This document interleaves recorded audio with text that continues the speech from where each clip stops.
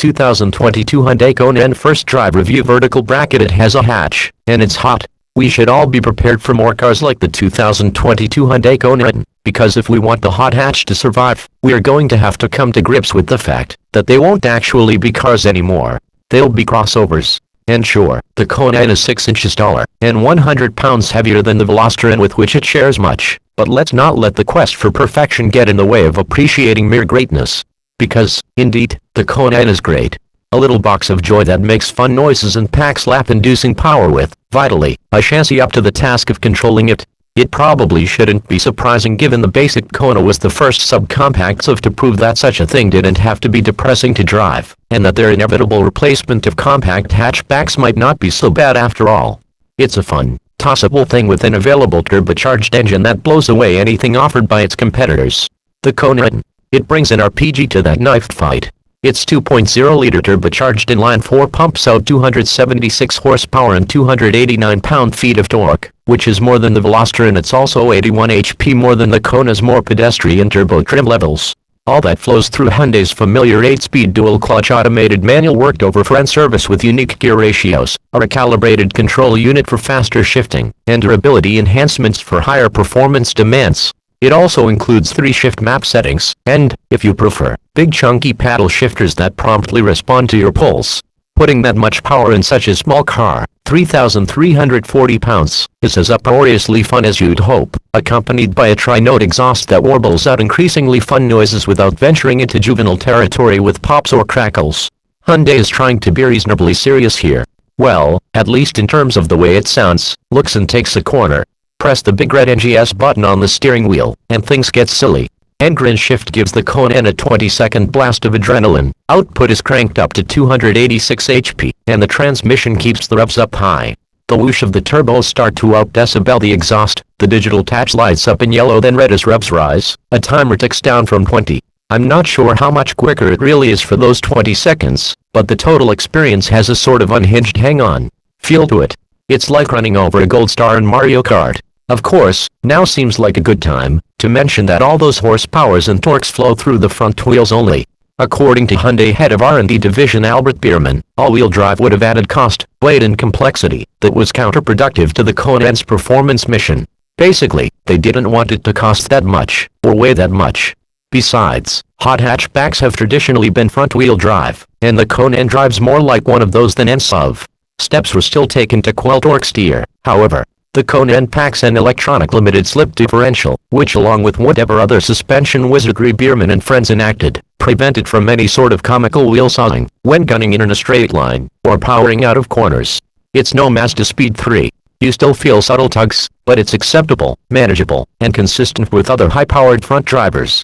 It also, at the very least, contributes to that hang-on feeling in the Kona N's grittiest, shiftiest moments. The ELSD is certainly not the end of the chassis upgrades. According to Che Apelian, Senior Manager of Vehicle Development at Hyundai America Technical Center, the Kona N is effectively a Hyundai Veloster N with a Kona body plopped on top. Its Nürburgring-honed suspension is uniquely tuned, including 3 firmness settings for the dampers. Normal is akin to a last-generation VW GDI, on the firm side, but well-damped and surprisingly refined on the beat-up concrete highways we drove from Palo Alto to Santa Cruz, California. Like a true hot hatch, this one can be comfortably driven every day. The middle sport mode is still well within tolerable range, but there is an appreciable increase in firmness that's beneficial on a curving mountain road. The firmest setting is really only appropriate for the smoothest of pavement, both from a comfort standpoint and a chassis stability one. Given the general state of pavement, I mostly kept that middle sport suspension setting engaged, while keeping everything else in their spiciest Sport Plus guises thanks to the Kona N's custom drive mode functionality. The N buttons on the steering wheel allow you to toggle between those custom settings and the full N mode that automatically puts all elements on max attack, from the suspension to the stability control and exhaust. A knob on the center console lets you toggle between the preset Eco, Normal, and Sport settings. You then make your mix and match custom selections by using the touch screen. Yes, it's confusing. I needed to bring over Apelian to explain that touch screen bit during a coffee stop. He probably won't be there for you. The suspension enhancements are paired with a variety of chassis strengthening measures to further minimize body roll and enhance road holding. Unsprung mass is reduced with forged alloy wheels that also result in a wider track. that the Kona's wheels are inherently pushed pretty far out to the corners is certainly no bad thing either. It all adds up to a car that playfully flicks between corners, happily turning in and tidally rotating with composure. Could a higher speed turn on a track reveal some off-throttle histrionics or other untoward behavior consistent with some other high-powered front drivers? Maybe. But I wasn't going to find out with redwoods inches from the road. At sane-ish speeds, the Kona N is a hoot. Importantly, though, it never feels overwhelmed by its power, or handicapped by its height. Indeed, Bierman admitted that his engineers originally lowered the Kona N by an inch, but he quickly nixed that. They already had the Veloster N, and he didn't want to eliminate one of the key benefits and points of appeal for a SUV, even a sport-tuned one.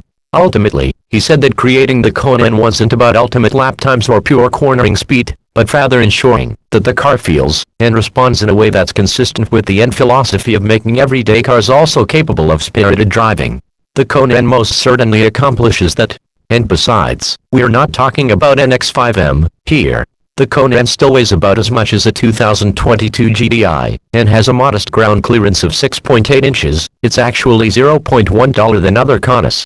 It never feels heavy, tippy or dull, all attributes you'd expect from a hotted-up crossover, and get in certain examples like the Mercedes-AMG GLA 35. The only minor exception is the seating height, which feels artificially high given the rest of the car. If you're at all, however, at least that results in abundant under-thigh support. The seats themselves are amply bolstered and 8-way power adjustable. The latter is often missing in hot hatches and sporty compact cars. The N's all-digital gauge cluster adjusts its design, based on drive mode, with the white speedo and dash in normal mode. It looks a bit out of place. That gives way to red accented carbon fiber look gauges in sport mode, above left. These designs are shared with the new Santa Cruz and other Hyundais. Engaging N mode or one of your custom drive modes brings up a unique design featuring a central dash with a digital speedo in the middle. Mostly superfluous go-fast readouts flank it. The rest of the interior is then shared with Kona, including decent materials and build quality, above-average interior storage, and one of the easiest tech interfaces to use. Its backseat and cargo capacity are less than what you'd find in most other subcompact crossovers, but then it also has 4 proper doors unlike the Veloster. Pricing has not yet been announced, but we can't imagine it being much different than a DCT-equipped Veloster N at $34,745, including the destination charge. That seems fair enough, but of course, there's really nothing that aligns with it in terms of performance or body style. I suppose the same thing could be said about the Veloster N, but then there's no doubt the market will prefer a crossover over an oddball 3-door hatchback. And honestly, that won't be such a bad thing. The Kona N is the real deal.